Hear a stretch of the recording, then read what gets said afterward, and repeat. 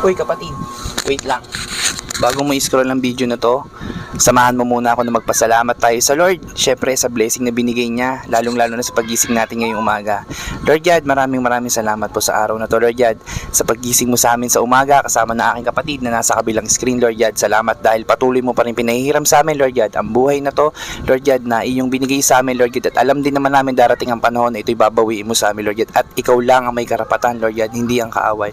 Lord God, maraming salamat po sa biyaya, Lord God, sa pag-asa na binibigay mo sa amin galing sa iyong mga salita, Lord God, at sa iyong mga pangako, Lord God. Pangako na pakingingatan po namin ito, Lord God, at hindi po namin ito hahayaan na lamunin ng anumang gawa ng kaaway, Lord God. Maingat po namin sa inyo binabalik, Lord God, ang pinakamataas sa papurit pagsamba sa tanging pangalan ng iyong anak na si Jesus. Amen.